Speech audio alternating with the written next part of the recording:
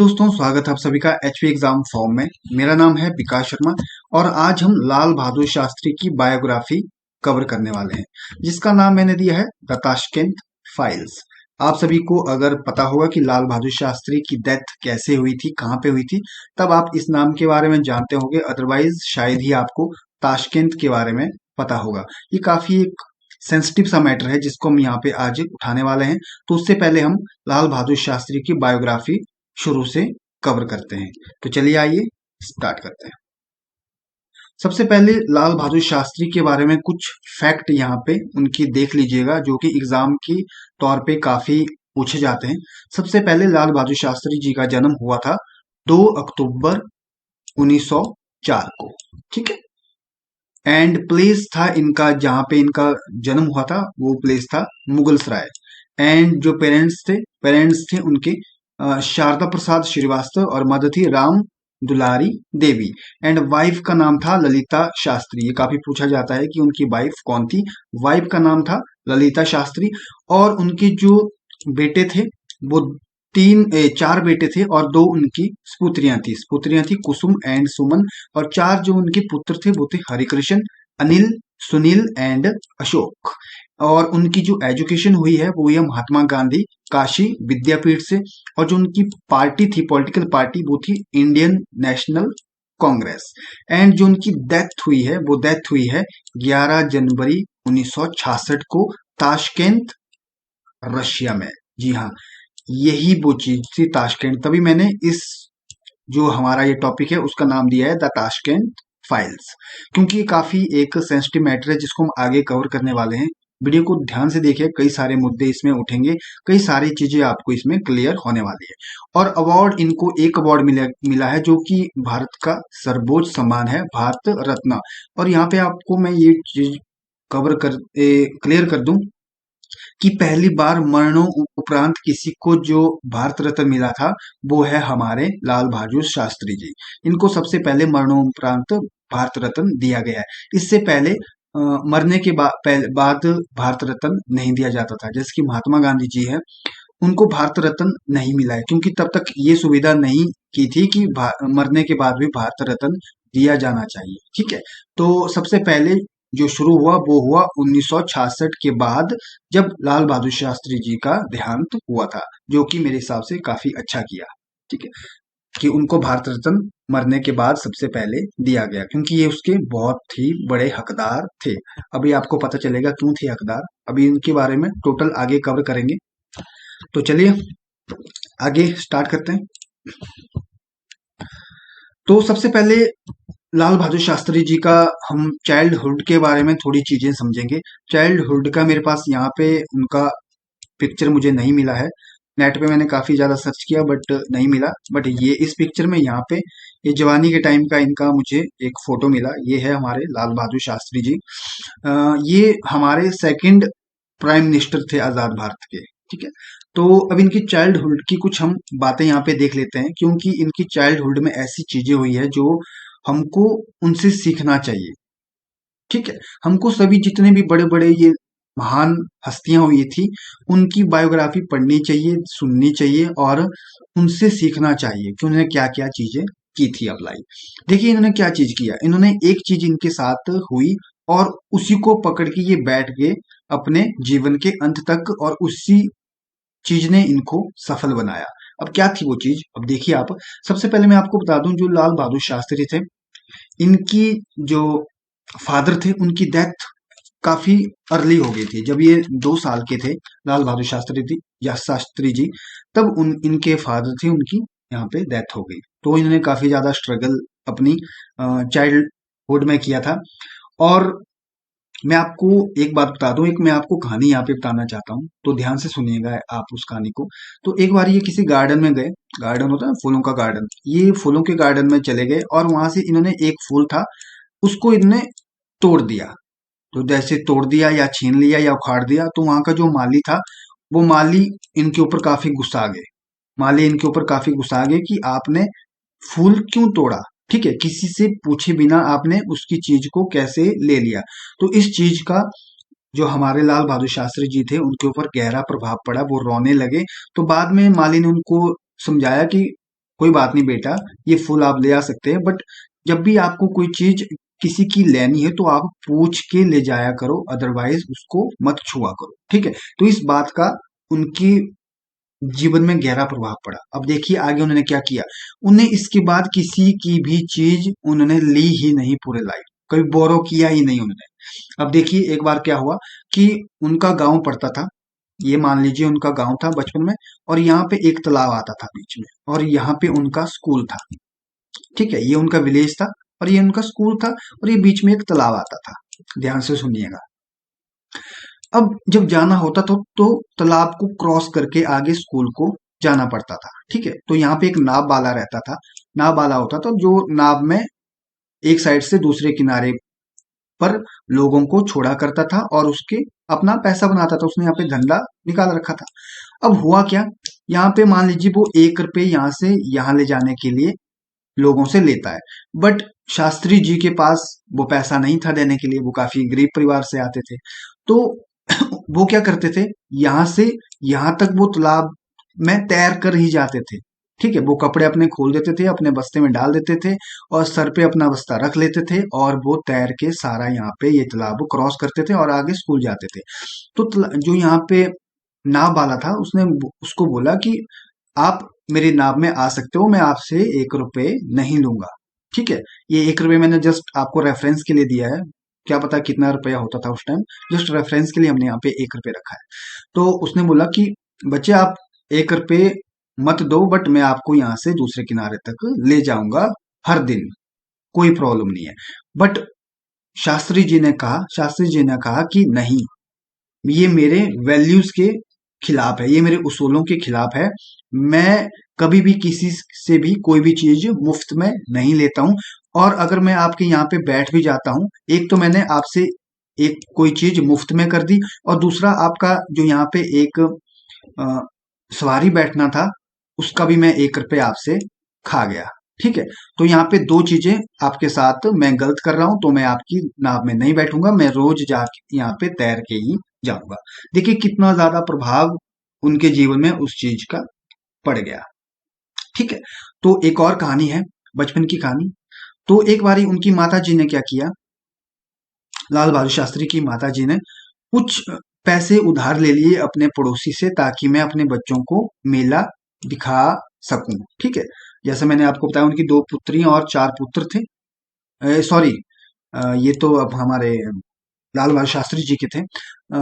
मैं बात कर रहा हूँ उनकी माता जी का, जैसे कि उनके भी पुत्र पुत्रियां थी। तो वो क्या कर रहे थे, वो चाहते थे, वो काफी गरीब थे, तो वो भी चाहती थी कि यार मैं अपने बच्चों को कहीं बाहर ले जाऊं, मेला दिखा लूं, क्योंकि कभी वो दिखा नहीं पाती थी। तो उन्होंने क्या किया, बोरो कर लिया अपने पड़ोसी से कुछ पैसे, ताकि मैं अपने बच्चों को जाके मेला दिखा सकूं। तो बट यहाँ पे आप देखिएगा, जो हमारे लाल बहादुर शास्त्री जी थे वो वहां पे नहीं गए, वो मेले में उनके साथ नहीं गए। उन्होंने मना कर दिया मेले में जाने से कि मैं किसी के द्वारा लिए हुए पैसे से इंजॉय नहीं करूंगा, ठीक है। तो वहां पे हुआ ऐसा कि उनकी माता और बाकी उनके भाई बहन चले गए मेला देखने, बट लाल बहादुर शास्त्री जी अकेले थे जो मेले में नहीं गए, ठीक है। ये चीज उनके ऊपर काफी गहरी प्रभाव पड़ेगी, कोई भी चीज मुफ्त में हमको नहीं लेनी है, नहीं करनी, ठीक है। तो यही चीजों ने उनको महान बनाया, क्योंकि हम थोड़ी थोड़ी वैल्यूज को इकट्ठा करते रहते हैं, उन उसूलों के ऊपर चलते हैं, तो हमारे साथ जिंदगी में हमको एक काफी अच्छी पर्सनैलिटी देखने को मिलती है। अब आगे मैं आपको यहाँ पे चाइल्डहुड से आगे चलता हूँ। अब यहाँ पे मैं आपको बता दूं, जो यहाँ पे कुछ चीजें और भी है उनकी, पंक्चुअलिटी, कि वो काफी ज्यादा टाइम के पक्के थे, वो कभी भी लेट नहीं होते थे, ठीक है। और एक मैं आपको और बात बता दूं कि लाल बहादुर शास्त्री गरीबों के भलाई के लिए काम करते थे, ठीक है। उन्होंने कभी भी अपने लिए काम नहीं किया, क्योंकि अब मैं आपको एक चीज बता दूं, जब उनकी डेथ हुई थी तो मरने के बाद उनके अकाउंट में 1 रुपए भी नहीं था, उनके पास 1 रुपए भी नहीं था, ठीक है। वो नीडी लोगों की हेल्प किया करते थे, ठीक है। वो क्या करते थे, कई सारे ऐसे इंसिडेंट हमको सुनने को मिलते हैं कि वो क्या करते थे, अपनी फैमिली की एक्सपेंसेस को कम करते थे, और क्या करते थे, नीडी की, जो हमारे गरीब बच्चे हैं, गरीब आदमी हैं, ठीक है, गरीब तबके के लोग हैं, उनकी वो क्या करते थे, हेल्प किया करते थे, ठीक है, अपना पासा छोड़ के, ठीक है। तो अब देखिए उनकी आगे की जर्नी, मैं आपको बता दूं, काफी लोगों को शायद नहीं पता होगा, वो रेलवे मिनिस्टर भी रहे हैं। 1951 से लेके 1956 तक वो रेलवे मिनिस्टर रहे नेहरू की कैबिनेट में, ठीक है। और इसका भी एक स्पेशल इंसिडेंट है, ठीक है। अब देखिएगा, आप ध्यान से सुनिएगा।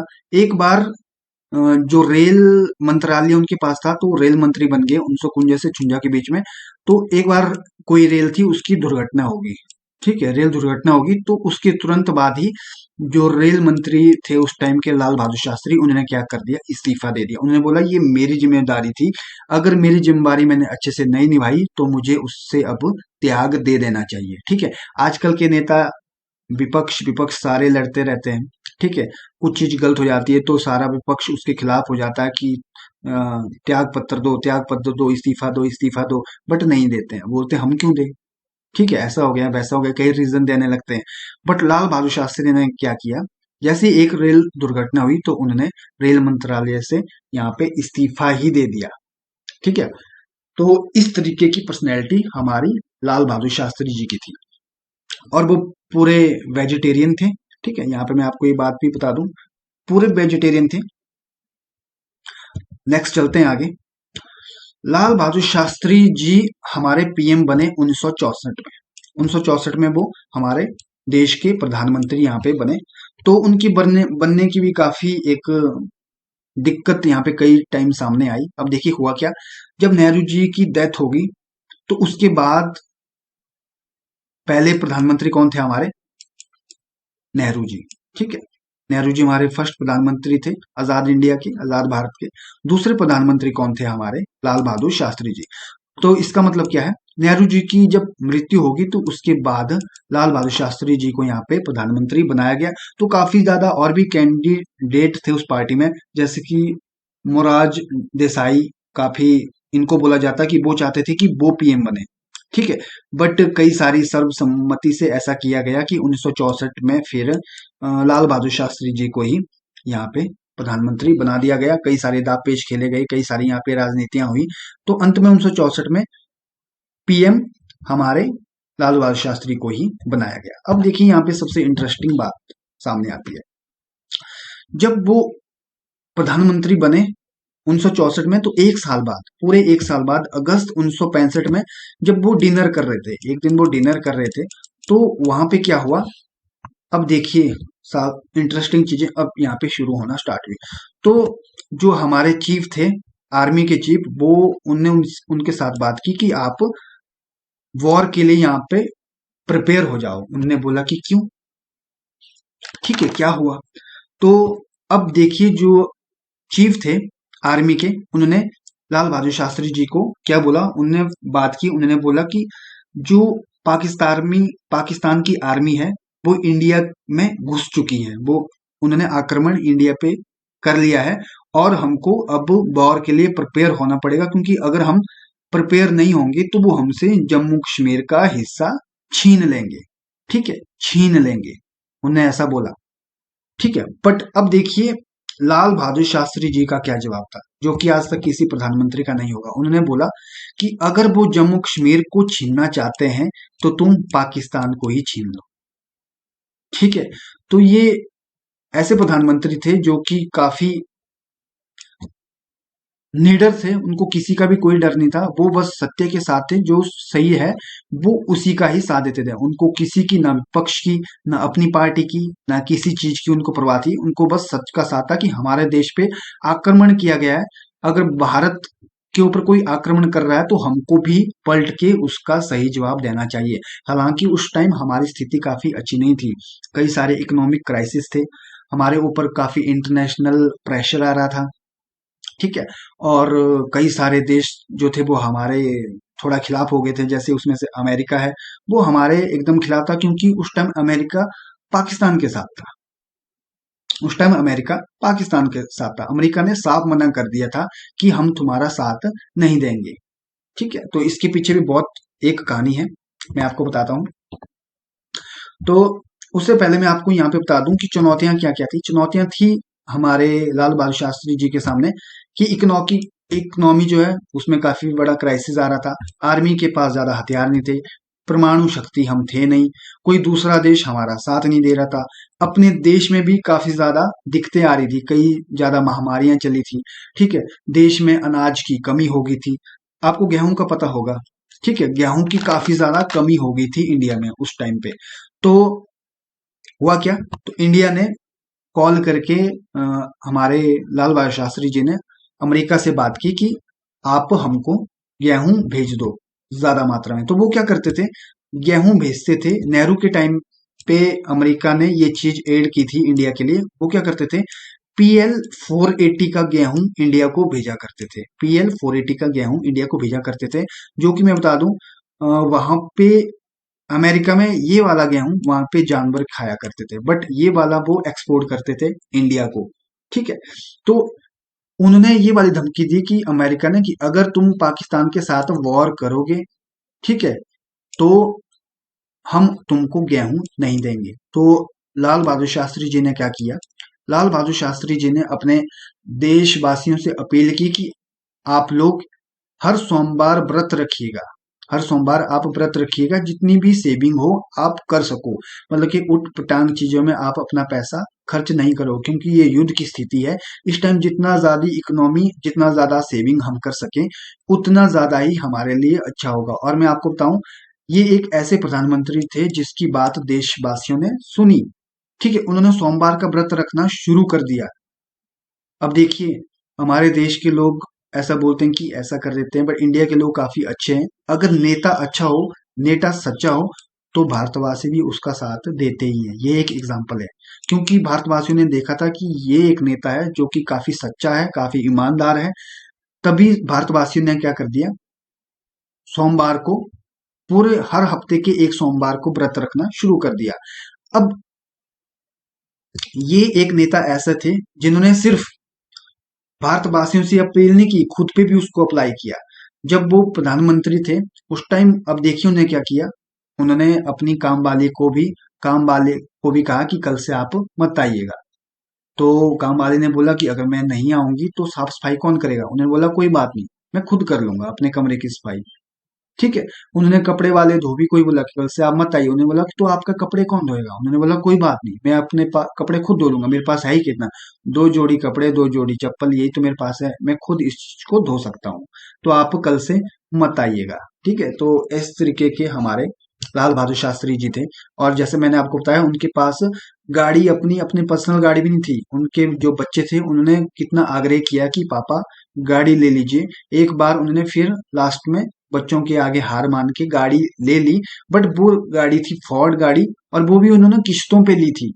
म- सोच लीजिए, एक देश का प्रधानमंत्री और गाड़ी को किश्तों में ले रहा है, ऐसा कभी हो सकता है? हाँ जी, हुआ। अब होगा भी नहीं, और पहले ना कभी हुआ था, बस एक बार ही हुआ था जब लाल बहादुर शास्त्री जी प्रधानमंत्री थे। अब देखिए, यहाँ पे इंडियन आर्मी को लाल बहादुर शास्त्री जी ने ऑर्डर दे दिया कि आप जो चाहिए कर लो, आप घुस जाओ। अगर वो हमारे देश में घुस रहे हैं तो आप उनके देश में घुस जाओ और उनका पूरा देश ही छीन लो। तो ऐसा हुआ कि पहली बार, first time India cross the international border. पहली बार इंडिया ने इंटरनेशनल बॉर्डर को क्रॉस कर दिया और घुस के हमला किया पाकिस्तान के ऊपर। बहुत ही भयंकर तरीके का ये युद्ध चला था। माना जाता है कि आई थिंक 22 दिन, एग्जैक्टली यस, 22 दिन ये युद्ध चला था। अगस्त से ये युद्ध चला था, आई थिंक 23 दिसंबर तक। अगस्त के लास्ट से ये युद्ध चला था, 23 सितंबर तक, 22-23 दिन ये युद्ध चला था। और इंडियन आर्मी घुस गई थी लाहौर तक। ये देखिए, ये हमारी आर्मी है, इंडियन आर्मी, और ये देखिए लाहौर के आगे फोटो खिंचा रहे हैं। ठीक है, तो ये लाहौर तक घुस गई थी। और ऐसा माना जाता कि अगर 1-2 दिन और युद्ध चलता तो पूरा जो पाकिस्तान है वो इंडिया के अंडर आ जाता। आधे से ज्यादा, आधे से ज्यादा, मान लीजिए ये पाकिस्तान है, आधे से ज्यादा, लगभग 65 to 70% जो पाकिस्तान का हिस्सा था वो इंडिया ने हथिया चुका था। सिर्फ 30-35% रह गया था। लाहौर तक इंडियन आर्मी घुस चुकी थी। ठीक है, इतना उन्होंने कवर कर लिया था। तो अब हुआ क्या, तो जो वहां की पाकिस्तान के जो प्रधानमंत्री थे अयूब खान, उस टाइम अयूब खान प्रधानमंत्री थे पाकिस्तान के। तो उन्होंने अमेरिका के साथ बात की कि ऐसा ऐसा हो गया है। तो अमेरिका ने और यूएन ने क्या किया, प्रेशर दे दिया इंडिया के ऊपर। ये देखिए, अमेरिका ने और यूएन ने प्रेशर दे दिया इंडिया के ऊपर कि आप युद्ध को खत्म करो। ठीक है, तो हमारे लाल बहादुर शास्त्री जी को, उनको पता है कि जो इंटरनेशनल जो प्रेशर है उनके आगे भी अ, ऐसा नहीं करना चाहिए कि उनके खिलाफ हो जाए। वो शांति, लाल बहादुर शास्त्री जी भी शांति चाहते थे और इंटरनेशनल कुछ प्रेशर आया। ठीक है, तो उन्होंने क्या किया, 23 सितंबर 1965 को उन्होंने युद्ध विराम की घोषणा कर दी। अगर ये युद्ध विराम नहीं हुआ होता है, 2-3 दिन भी और चलता युद्ध, तो पूरा पाकिस्तान इंडिया के अंडर हो जाता। ठीक है, तो अब युद्ध विराम तो कर दिया। अब देखिए आगे क्या इन्होंने यहाँ पे राजनीति रची। अब यहाँ पे देखिए हुआ क्या। तो अब यूएस जो और यूएन था, जिनने भारत के ऊपर प्रेशर बनाया, जो कि पाकिस्तान के उस टाइम फ्रेंड थे। जो यूएसए था वो पाकिस्तान का फ्रेंड था और यूएसए का दबाव पूरा यूएन के ऊपर था, आज भी है। ठीक है, तो उन्होंने प्रेशर बनाया इंडिया के ऊपर कि आप पाकिस्तान के साथ युद्ध विराम कर लीजिएगा। तो इंडिया ने युद्ध विराम की घोषणा कर दी। तो बीच में इंटरमीडिएटर बना रशिया, जो कि भारत का एक फ्रेंड रहा है, बहुत पहले से अभी तक है। काफी अच्छा दोस्ताना रहा है रशिया के साथ इंडिया का। तो उसने क्या किया, एक जगह बोला कि आप हमारे पास आओ और यहाँ पे एग्रीमेंट करो, और उस जगह का नाम था ताशकंद। तो यहाँ पे दोनों जगह के लीडर, इंडिया के लीडर और पाकिस्तान के लीडर को बनाया गया। इंडिया के लीडर हमारे लाल बहादुर शास्त्री जी, और पाकिस्तान के लीडर वहाँ के प्रधानमंत्री अयूब खान जी, उनको अयूब खान, उनको ताशकंद बुलाया गया एग्रीमेंट के लिए। अब देखिए हुआ क्या, यहाँ से कहानी असली तो यहीं से स्टार्ट होती है। 10 जनवरी 1965 को ताशकंद में एग्रीमेंट हुआ और एग्रीमेंट में साइन हो गए। अब देखिए यहाँ पे एग्रीमेंट भी क्या था, एग्रीमेंट ये था कि जितनी भी जो जमीन हमने उन पे अधिग्रहण की थी, मतलब कि जितनी भी उनकी पाकिस्तान की 50% जितनी भी हमारे कब्जे में आ गई थी, वो भी हमने वापिस कर दी, वो भी हमने वापिस कर दी। और हमारा प्रधानमंत्री भी हमने खो दिया, बहुत नुकसान हुआ था। ठीक है, एग्रीमेंट पे साइन कर दिए और उनको बोला कि चलो युद्ध विराम भी हो गया और आगे से हम युद्ध नहीं करेंगे, और जितनी भी जमीन आपकी हमने हथियाई है, कब्जा की है, वो भी हम आपको वापस दे देंगे। ये एक अजीब सा एग्रीमेंट हुआ था ताशकंद में, जिसके ऊपर हमारे लाल बहादुर शास्त्री जी ने साइन की थी। उनके ऊपर काफी ज्यादा यहाँ पे दबाव आ गया था।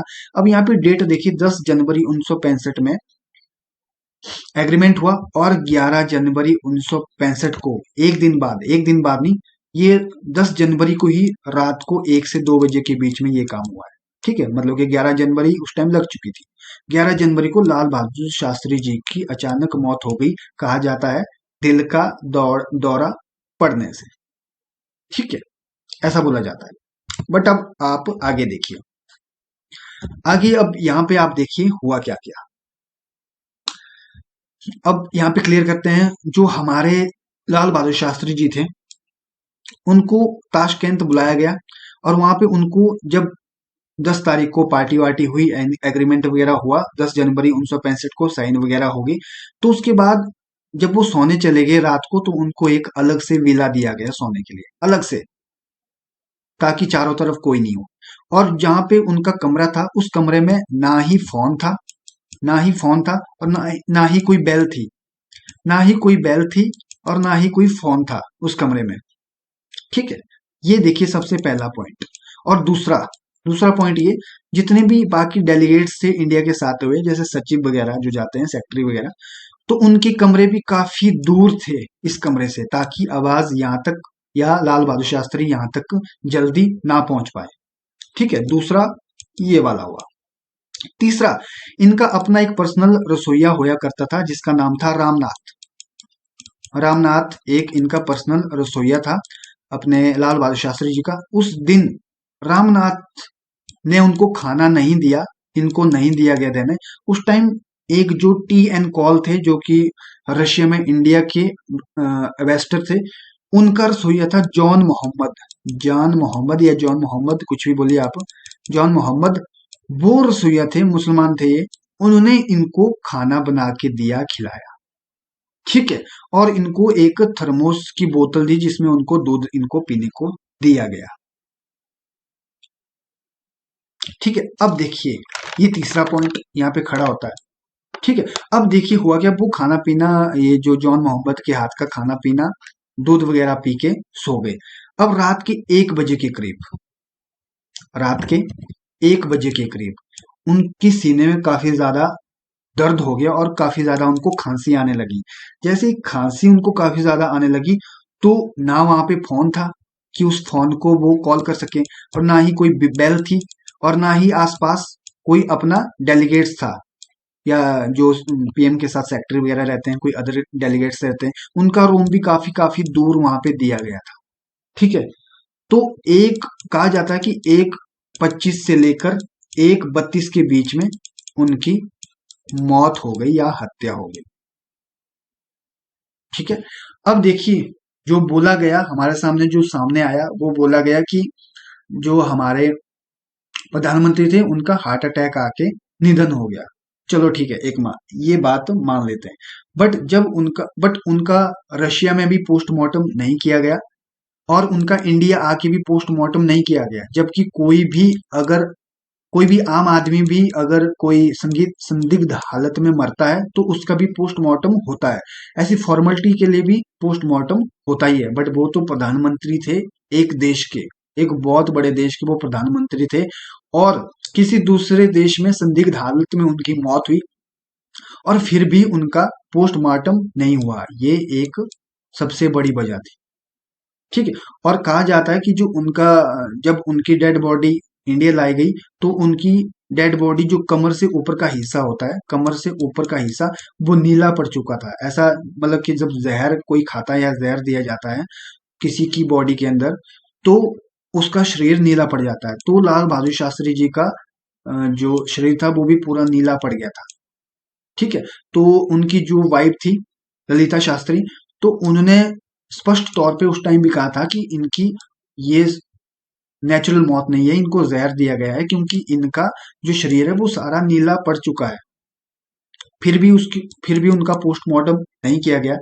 तो एक एजेंसी है केजीबी रशिया की, तो उन्होंने काफी ज्यादा इसके बीच में सर्च की कि ये दिल का दौरा पड़ने से हत्या हुई कि क्या हुई। तो उन्होंने पाया कि जो उनकी चप्पल थी, जब उनके कमरे की यहाँ पे जो उनका